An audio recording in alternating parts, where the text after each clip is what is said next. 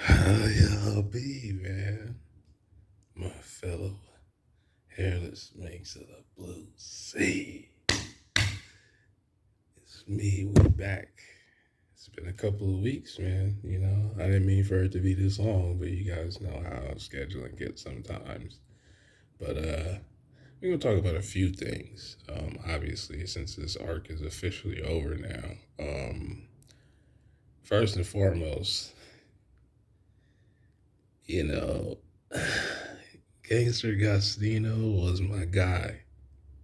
But I don't rock with Caesar Cloud. And then now you're running up on the Mochi Man himself in the cover story, which I think that's kind of dope, right? As Germa is getting pummeled, you can kind of see through the smoke that's what's going on, which that's what we expected anyway. So I don't know how that's gonna work out, right? We got a Logia versus a quote unquote special paramecia. I mean, it's still Katakuri at the end of the day, so it's L's for everybody who's not him. But I just thought that was interesting that he's dropped the act, and what is he about to do next? Given that this is Germa we're talking about here, I don't know. We'll see though. I guess though at some point, right? We know we got to meet Doctor Vegapunk, and it's hopefully time for him to be in the story. But that's kind of the path that I could see, right? Because you got Judge Smoke, and then the situation with Queen that just happened in Wano, and then the other character that belonged to Mads, right, was Caesar Clown. So um, I think I don't know. This could go all types of ways, but anyway, let's just address the first things first, right? And as somebody who's been Team Yamato since day one, I told y'all what 2.5 years ago at this point. Um, it was instant, right? She's just dope. Like everything about her was dope, except the Odin thing. I didn't like that. I still don't like it, but it's whatever. Every character has things about it that I don't really like. It's just like real life, right? Your family, all the people you care about, they got something about them that's annoying. That's just a part of the game. But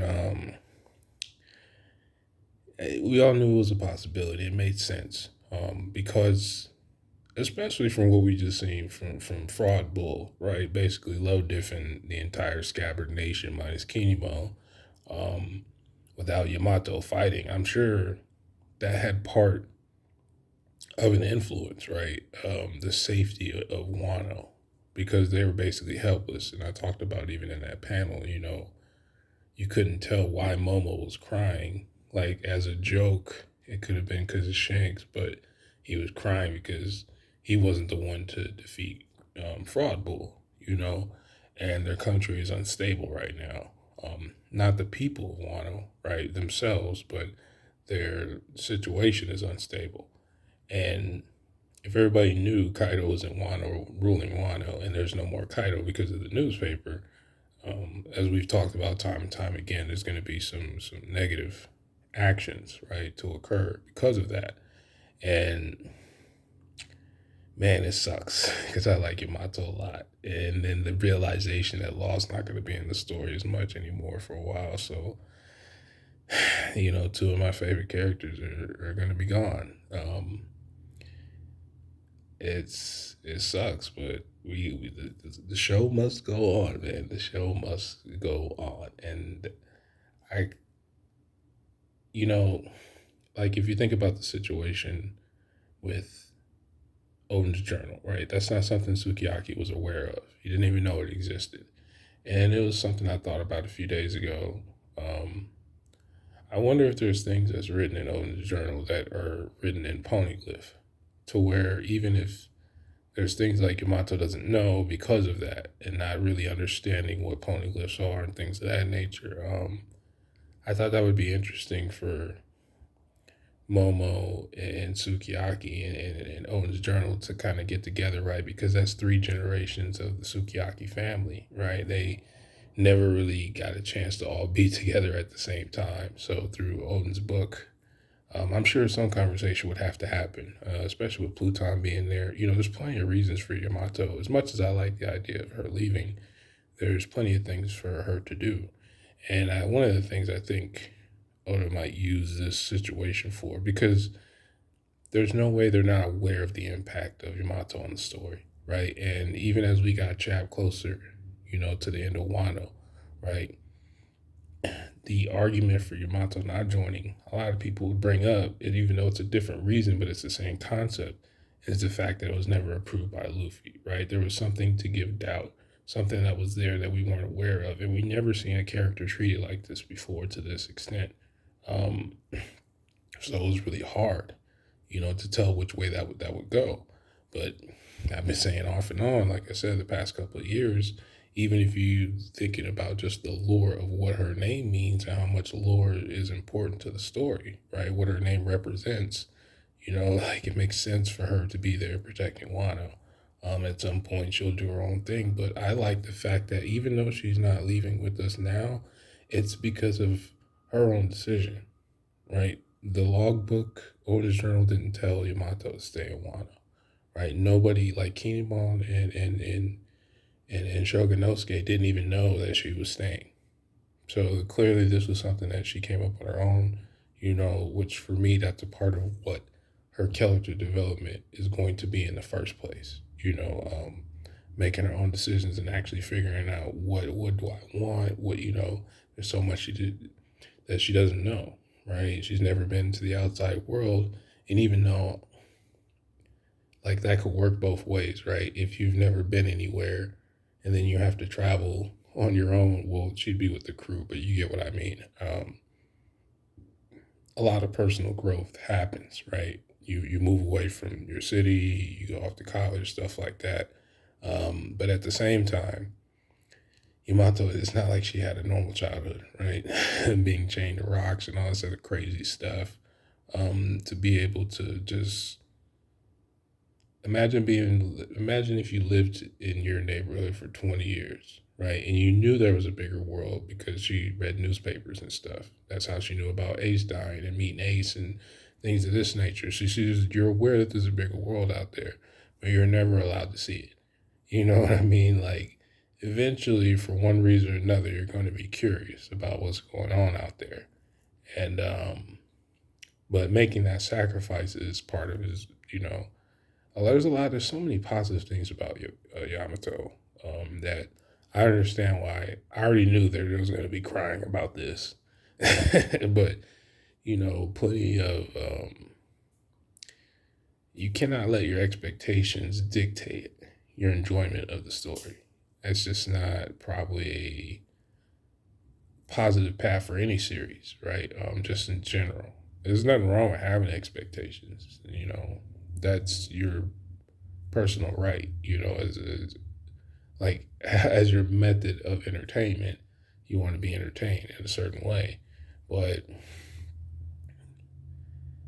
everything in this series is based off timing and things not being at the right time. And I think about the Yamato situation is similar to Laugh Tale, right? Roger and his crew were the right people. They're at the right place. It was the incorrect time. There's plenty of times things like that in the series where you had the right person and the wrong time, and they were at the right place. It's just that's just the way things happens, and that's kind of how I look at the Yamato situation, where it's the right person, we're at the right place, but it's not the right time for her or Wano. So I get it. I wasn't exactly happy about it, but because it's something that's been in the back of my mind for years now, literally. It wasn't like I was like, oh my gosh, she's staying.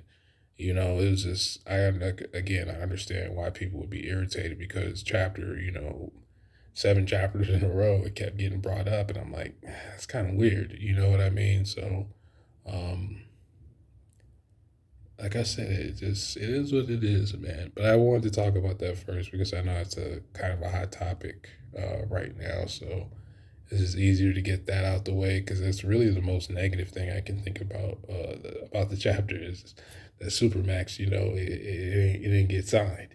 But the offer was on the table. Luffy didn't have no problem with it, which I didn't think he would.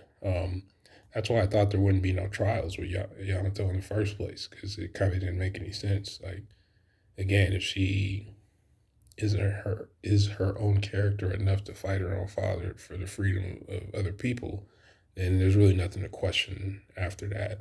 like, so that's just how I always thought about it. But I like the way that the chapter is narrated with the we're gonna get the shamisen. It's pretty much like how I explained it last week, and we've seen here they actually do ride Momo down to the port, and you know, I like Momo, man, aka Shogun Elsuke. That's my little brother-in-law. Shout out to Shimotsuki Village. It is what it is. But it's kind of gonna suck leaving him too. You know, I didn't like him at first. I liked him a little bit more as time with a lot of characters that happens with me. It takes me a while. If you're not Zoro or Law or something, most of the time it takes me a while. Or even Sanji. I like Sanji a lot in the beginning until I realized how much Symphony was doing. But then after that, that's still my dude though. Straw Hat is still Straw Hat. But I've enjoyed Momonosuke being in the story a little bit more, especially in Wano, just because of the situations he's forced to be in and the fact that at the end of the day, he's just always powerless. Like, that's the story of his life, which if you're an 8-year-old, that's literally what any 8-year-old's life probably feels like. Pretty much powerless. Once you're aware of certain things, like, it's just like everything about his life has sucked. Like, Kaido took everything, from him before he even had a chance to see what it was like. And now that he's a grown man, quote unquote, he's just now getting to live his childhood somewhat correctly as a free person. So just the thought of that and what he'll be like, and even what he said, I honestly never thought about Momo thinking, like, I didn't think it was in Momo's head that he wanted to surpass Odin someday.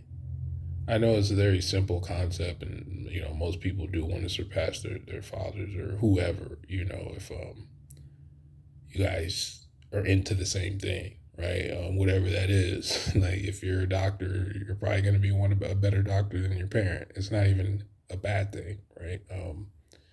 So to add that to him, now that's a big jump. He probably should have started with Zoro first, because like, even Zoro at this point, post Wano, like, I think he could fight Odin.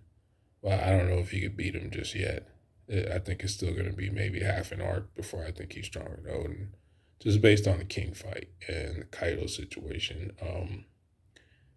He's almost there though. He's almost there. Like, let me stop. You guys know how I get with it with it. Saltire heel time. But I just never thought about that. And even in the photo with him sitting with the rest of the scabbards, I'm like, wait a minute. Is that Amino Abakiri sitting with on his hip?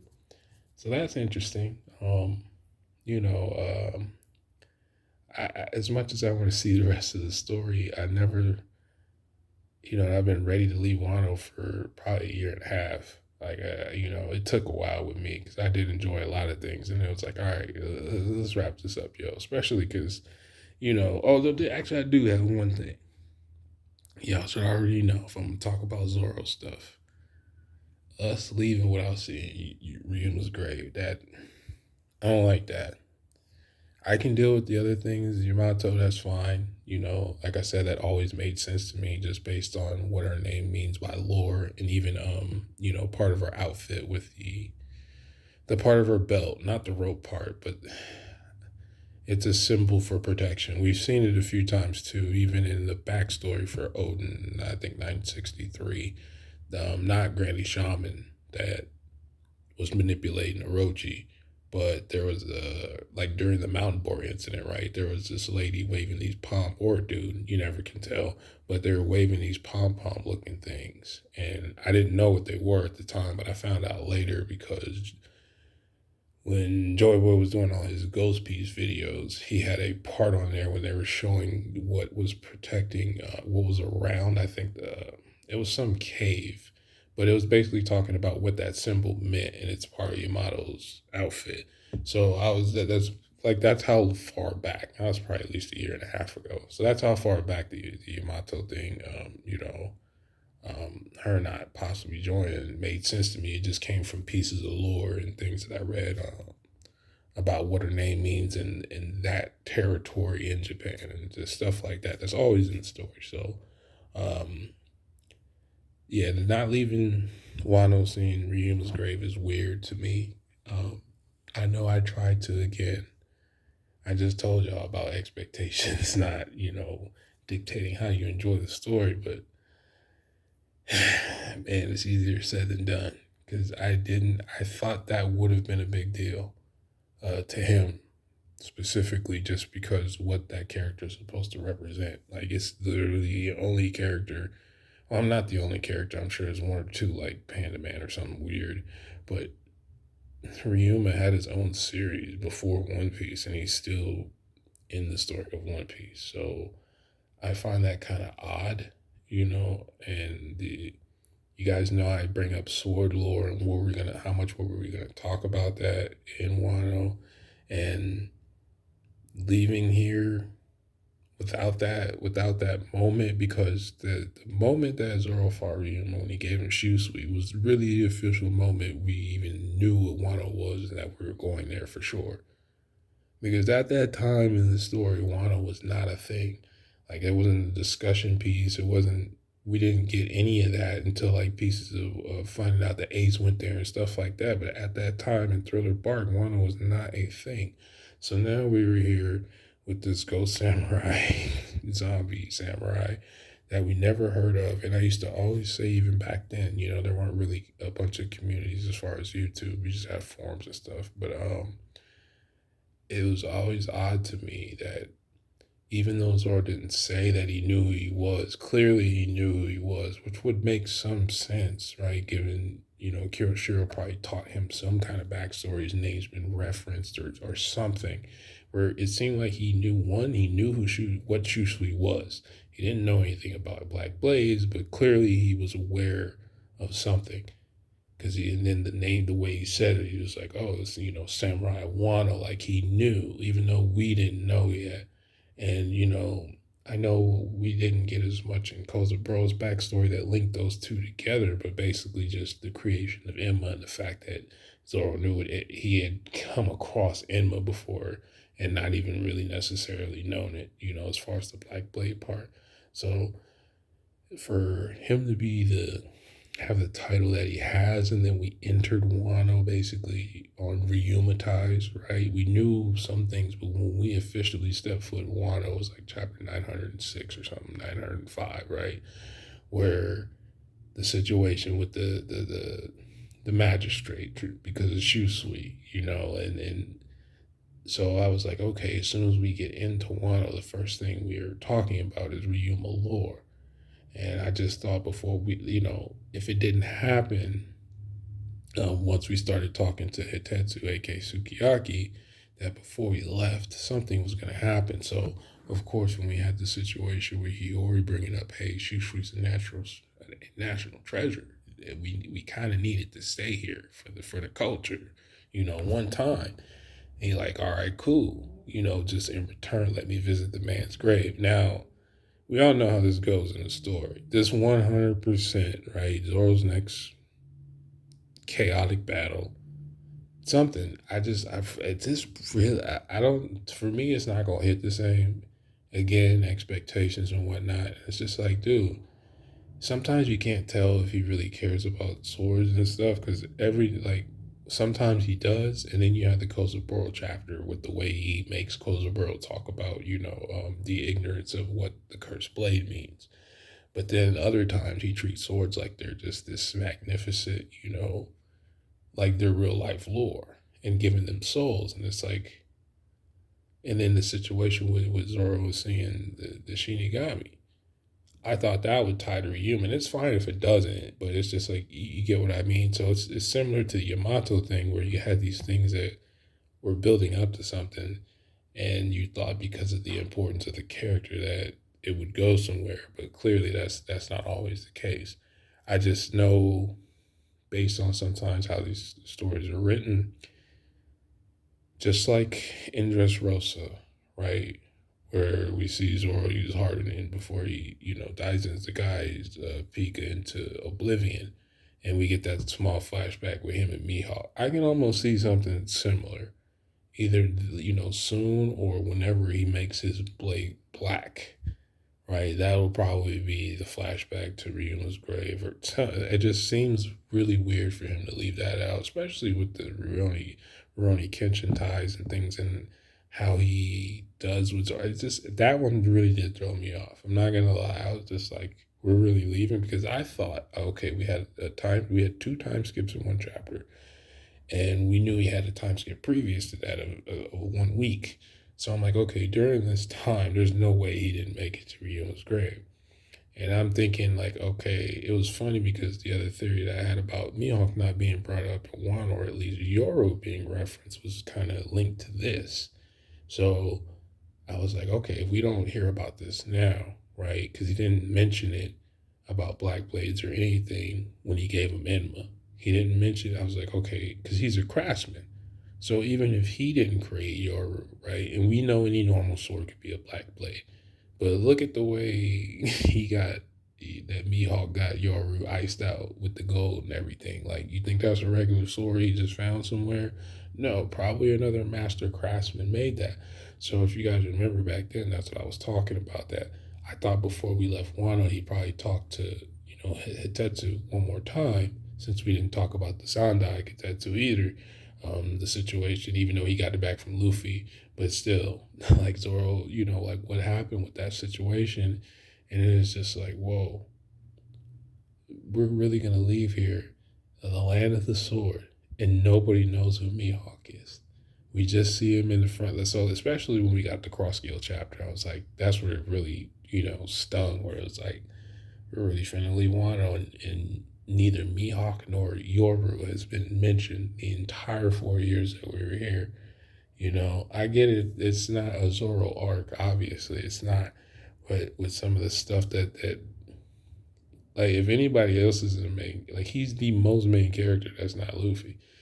Like, literally the most main character that's not Luffy. So I don't know. I get you got to wrap the story up, but we didn't have a couple of panels for Ryuma. I find that hard to, I mean, I get it, but you guys know how I am. For everything that I enjoy about the story, there be stuff that it rattles your boy. I was like, am I just being salty, or do I have a legitimate reason to think, like, be upset about that not being there? I was more upset about the Ryuma thing than Yamato. The Yamato thing didn't really upset me. I kind of already understood that was a possibility because Oda always had the out. Like I was explaining with the lore and Wano being unstable, and then with Momo not having Yamato fight with an admiral of all people. Not that they would know that, but just they would have got bodied. Like, they had no chance of winning that fight whatsoever. I don't even know how great their chances would be with Yamato. Like, it's not really a guarantee they would be like, just because he got punked by Shanks doesn't mean he couldn't beat them. You know what I mean? It's Shanks, man. Like, you probably can, outside of Cairo and Whitebeard and Big Mom or something.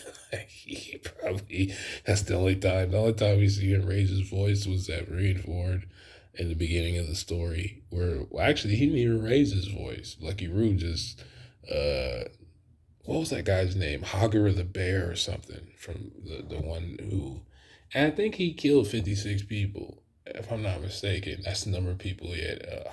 He was like Hogger the Bear or something. The guy, threw the stuff on Shanks and was being disrespectful, and then Lucky Roo smoked him just like that. And I was like, oh, these guys are dope.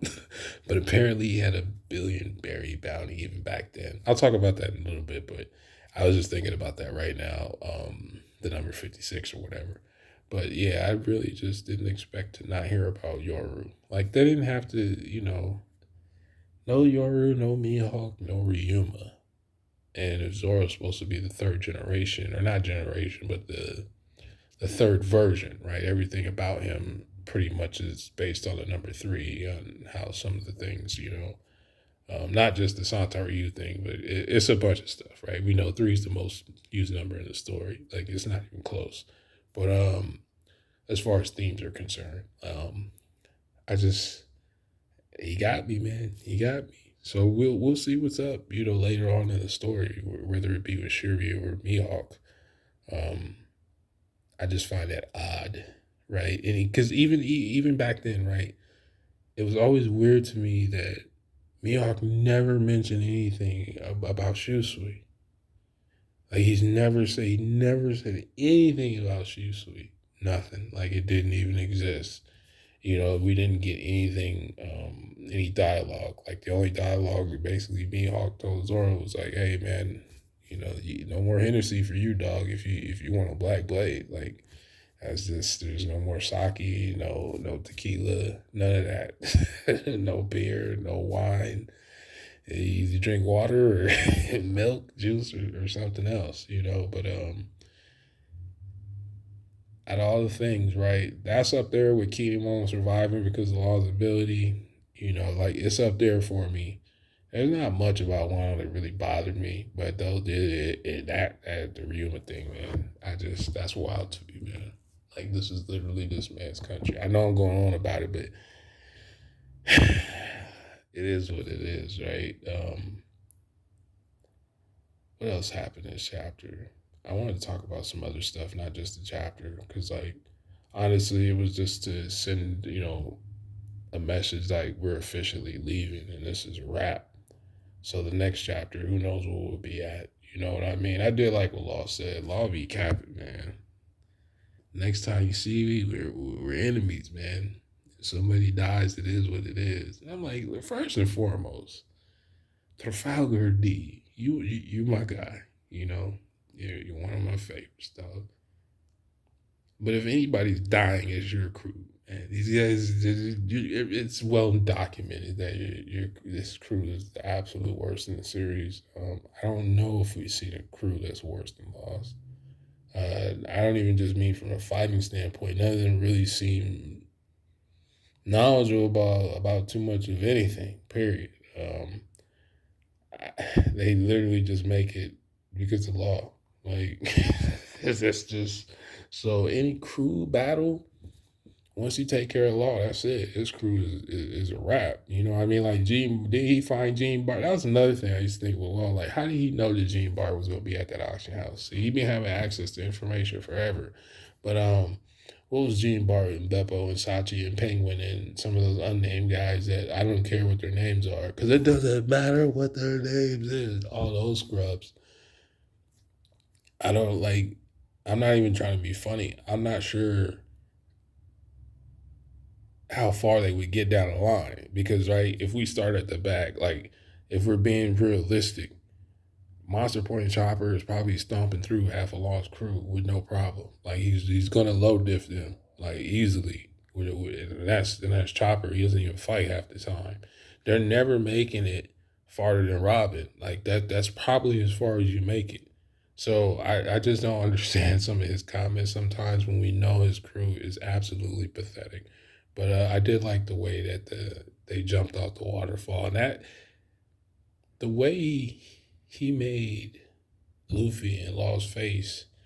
I don't that artwork's kind of different for even by one. I don't think I've seen him. That almost looked like I don't know what series I can think of off the top of my head, but that facial expression that he gave Law and Luffy with the whited out eyes. I don't I've seen obviously we see people usually when your eyes get whited out because you didn't got knocked out. But I don't know if I've seen that used in the story from a humor before. So I see he's trying new things. I kind of like that. It looks weird at first, like somebody else drew it. Obviously, drew it, but I don't know. It looked different. I can't put my finger on it, but I definitely am not used to those type of facial expressions. But it looked dope. And that panel, my thumbnail, that panel was hard. I just I don't even like Kid like that, but he still look tight sometimes. He at least looks tight. He ain't tight, he's pretty mid. If we're being honest here, there's a higher probability that Law could have beat Big Mom by himself through tactics, obviously, than Kid could.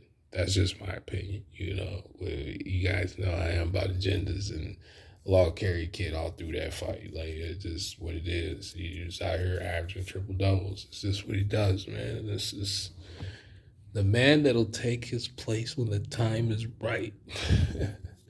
But yeah, and the Momo stuff with the flag and all that. That was kind of cool. Um,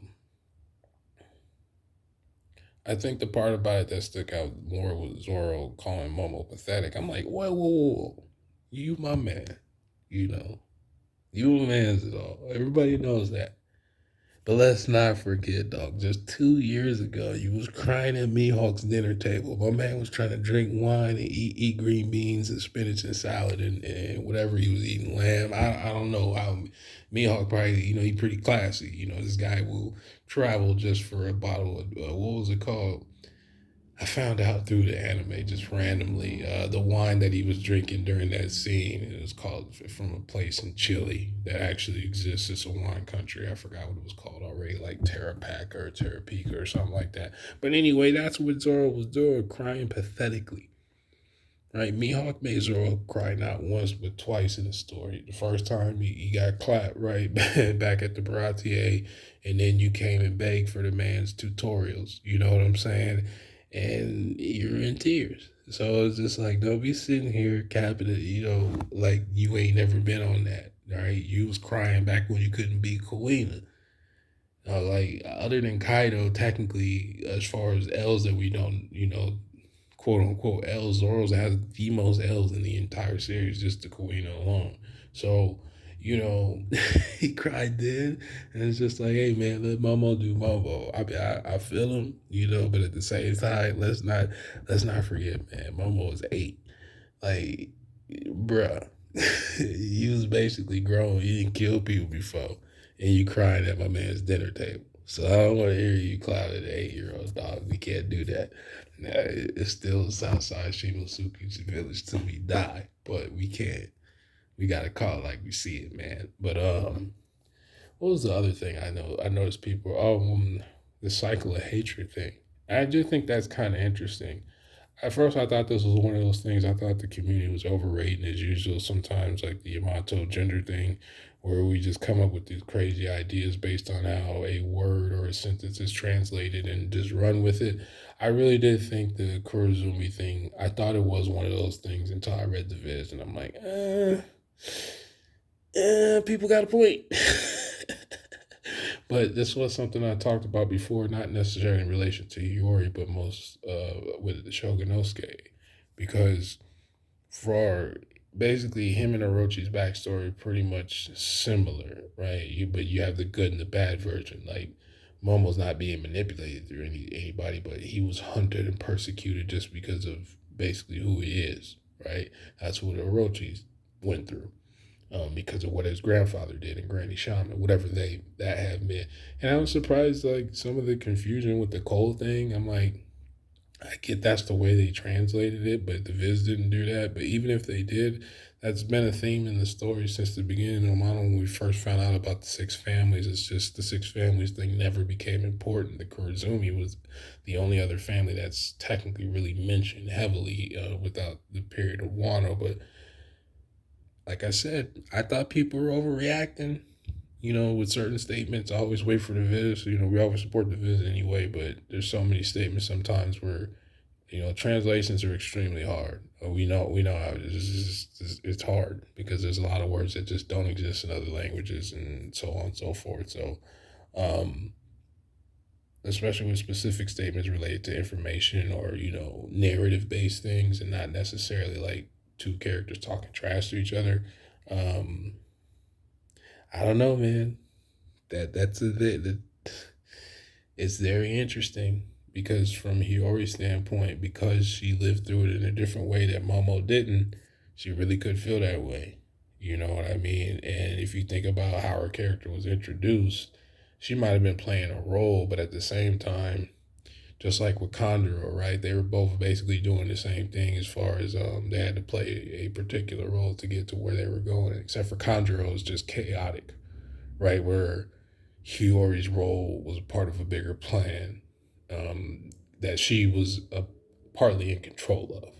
Kandra was in control or anything. He just did whatever. And Roshi was like, "Hey man, go do that." And you're like, "All right, I got it," and then that was it. But it's kind of the same concept. So that would be interesting if that actually is the case, where if there is some surviving Korizumi, how Hiyori would feel about that. And then if you think about what her profession is, it's not really, it's One Piece. They're not going to really take it too far with that kind of stuff. But but the fact that there's predator quarters and, she's the head Orion of the entire country. I mean, Corazon, whatever word you want to use, y'all already know what I'm on right now. So for somebody to have to live through that, the trauma on her side is a little bit different than Momo's, because Momo was zapped into the future. Hiyori wasn't. So she had to go through that every night and whatever else, and however many times Orochi and this, that, and the third. So from her standpoint, her level of hatred might be on that level. That's all I'm saying. Like I said, at first I thought it was one of those things. I'm like, oh, y'all tripping, man. What are you guys talking about? Because I didn't catch anybody's content until yesterday, because I got pretty busy. I didn't even have time to record, so that kind of sucked. But I kind of knew what people were going to cry about, but I didn't know people were going to bring up the thing with what he already said. And it is kind of messed up, even though Orochi did. I mean, I don't know. Like I said, that was one of those things. I'm like, I'm glad I had a day to really think about that one, because that was something I didn't even track when I was reading the chapter. Didn't. I just thought it was a cold line that had more to do with Odin, but then it's like, even in the Viz, that's.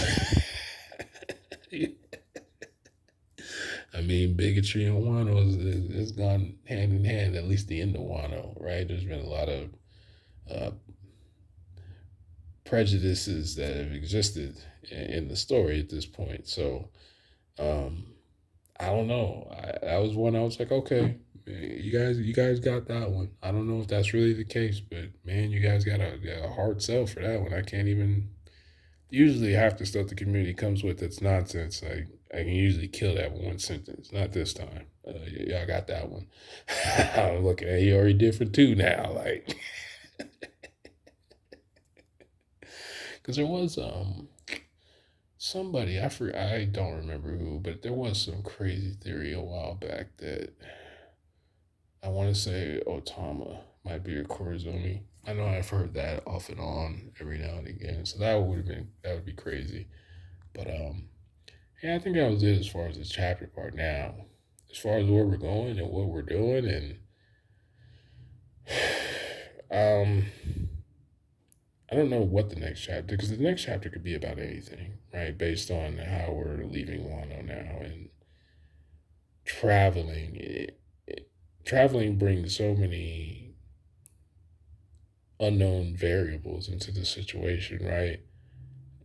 We could run across Greenville still. He could still, not that it would matter, but he could still be out there. There's nothing says that he just went back to like Mary Jawar or something. You still have the resolution of whatever's going on with Sabo and this VV thing. We still don't know what our bounties are. This cross guild thing. Um, I don't know, man. I really think, like I said before, the man, like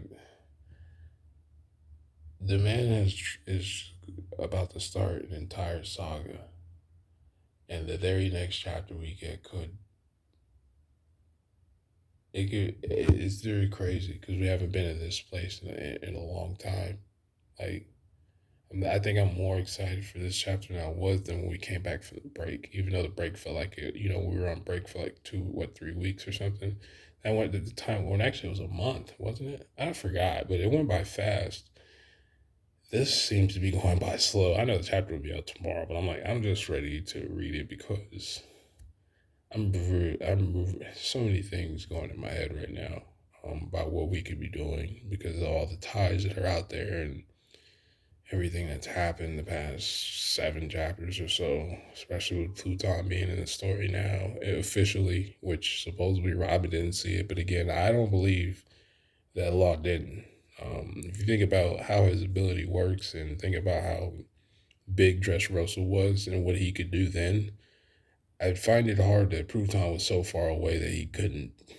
It just, I could be wrong, but it's still stuck in my head that he at least seen it, and he's up there. Like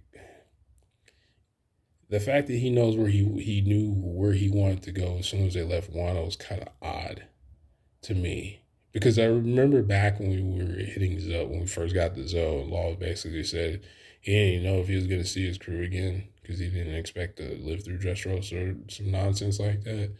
But then it's just like X amount of chapters later, he was talking about taking his place when the time is right. So it's like Locke lies so much without lying, you really never know. And it's like, what would he think is so important that he needs to go to next, like right now? Is it information because he knows Pluton? But it's just like, did him find about Pluton change his plans, or was he already gonna go? Was this already gonna happen already? It's just like after I lost such an interesting character that's not gonna be in the story anymore, but his impact is definitely gonna be a big deal. There's just no way that it's not going to be. He knows way too much now. There's still speculation on what he can and cannot interpret. We're still not sure. Like then there's the sword thing, which I feel like sword's gonna come up soon, right? It's been almost 100 chapters, so if we're gonna go around the world in any type of way or do anything with bounties or the post arc type of thing, I think sword's got to be in there somewhere, right? Because he didn't wait 956 chapters to introduce a faction of the Marines that is unknown for no reason. And if we got the deeper parts of Cypher Pole in Wano, I would imagine. Because remember, even with, what was his name? I forgot. But, Derby Cypher Pole guy had said to Izo, oh, we'll just catch you later. So, it had the inference that they're aware of where really everybody is. It's just a matter of what they do and what they don't do. But I used to think, my thought process at the time was like, where would Cypher Pole, with Izo being so randomly rogue and probably travel solo besides with Marco at times, where did Cypher Pole think that they were going to cross paths? It was almost as if they knew something was going to happen later where a lot of pirates and Marines are going to be, crossing paths for one reason or another. Or else, why would you say that? It wasn't just one of those things that sound cool because he didn't even really talk like that to begin with. So I'm still thinking about that. I don't know, man, but we'll see because I'm rambling now. But I did want to talk to you guys because I didn't, and I've been having a bunch of stuff on my mind. I want to talk more, but there's kind of no point with the chapter coming out tomorrow. We can just talk then. I hope you guys are safe out there. I feel like there's something I'm forgetting. No. Oh well, forget about it. Anyway, you can tell it's been a while. I'm so unorganized. It's not even funny right now. But I just want to talk about those few things, especially with the Ryuma's Graves thing. That just sacrifices got to be made. Boy, I hope they worth it. Because, like I said, I still want to know what happened with the Shinigami. We never seen one in the series. They only been referenced like once, maybe twice, the entire series. When we finally seen one, and then we leave for that, it's just like, that didn't even happen. Like, oh, well. And then I just feel like, in my brain, these things tie together, right? Ryuma's grave situation. That ties together with the situation with the Shinigami thing and this underworld thing, and then him carrying Enma because it's clearly he's leaving with Enma. I didn't think he was keeping Enma, but it just seems like he really is going to keep Enma because it hasn't been mentioned. So I'm just going to assume for the time being that Enma is his now, and I'm okay with that. That's fine. One of the reasons why I always thought Shushu would stay in the first place was because once Zoro found out that you can make a blade black, odds are he's not going to want to keep somebody else's sword that's already a black blade. You know what I'm saying? It's just, it'd be kind of weird as a swordsman. Like, oh yeah, I'm the greatest swordsman, but I couldn't make my own black blade. I got somebody else's. So that's it. I'm still the Zoro thing. Like I said, Yamato will be back in the story at some point, or even in the cover story, because I do think if she's going to be traveling Wano, she's going to run into some kind of important information. She's either going to run into the person who taught Oden in Udon prison when he learned masonry, or he's going to run into whoever was running the temple. I think he went to before he went to prison. I wasn't sure if that was the same person that died in the beginning of the Oden backstory with his bones. But there's characters out there that we're unaware of, and there's still information out there that we're unaware of. And then the Pluton thing being so relevant, I just, with her running around Wano, it's only a matter of time, right? And then, you know what? We'll talk about that another day. Be easy, y'all.